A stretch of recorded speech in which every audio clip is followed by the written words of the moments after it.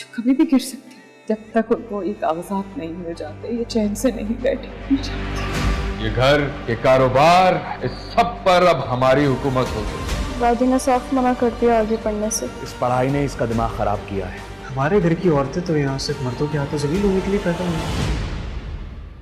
बेटा अम्मा से कहो निकले यहाँ। बिस्मिल्लाहिर्रहमानिर्रहीम। प्यारे नाज़रीन अस्सलाम वालेकुम। ड्रामा सीरियल मायरी की अगली किस्त में दिखाया गया है कि आयशा समीना से कहती है कि ये फ़ाइल नहीं एक तलवार है जो मेरे सर पर लटक रही है। जब तक इन्हें मिल नहीं जाती ये चैन से नहीं बैठेंगे। फ़ाइल के बारे में एनी, समीना या फ़ाखर को वाकई कुछ नहीं जानते। ये लगता है ये खेल कोई तीसरा खेल गया है, मतलब साइका और फराज और उसका शोहर फराज, क्योंकि उनकी खुशी से अंदाज़ा लगाया जा सकता है जैसे वो फुदक फुदक कर कह रहा है ना, फराज के घर का कारोबार सब कुछ हमारा होगा जाएगा। इससे यूँ ही मालूम होता है कि ये अपना काम कर गए बड़ी होशियारी के साथ और कानो कान किसी को खबर भी ना होने दी। खैर अकेला हबीब ही नहीं बल्कि सब अपना अपना रंग दिखा रहे हैं कि कौन कितने पानी में है। कोई खैर नहीं करता, जिसके हाथ जो लगता है वही उसका मालिक बन जाता है। घर के बेटे तो एक तरफ, जहाँ बेटियां और दामाद वो भी वही मान नहीं हैं। बाप के जाने के बाद अगर बाप की कोई विरासत, कोई ज़मीन, कोई जायदाद हो तो वो ऑटोमेटिकली उसकी तमाम औलाद को मिल जाती है, चाहे वो बेटियां हो या बेटे।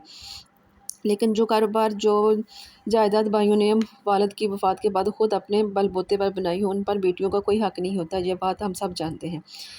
वो तो भाइयों की मेहरबानी होती है कि अगर वो कुछ अपनी बहनों को दे दें, मगर ये बेटियां और दामाद ये तो इसी लालच में लगे हुए हैं कि ये सब कुछ, हम इन सब चीज़ों के हकदार हैं और हमें इनसे हमारा हिस्सा मिलना चाहिए। उधर हबीब ने भी आयशा के को घर से निकालने की ठान ली है और वो अपनी बेटी से कहता है कि अपनी माँ से कहो कि निकले यहाँ से पहली ही फुर्सत में। हबीब को यह गलत फहमी है कि वो आयशा को इस घर से निकाल देगा, क्योंकि अभी उसका साथ देने के लिए उसकी बेटी और दामाद यानी फ़ाखर और एनी इस घर में मौजूद हैं।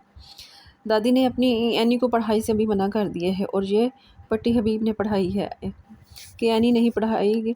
एनी का दिमाग पढ़ाई की वजह से इतना ख़राब हो गया है, जबकि फ़ाखर ऐसा हरगिज़ नहीं होने देगा।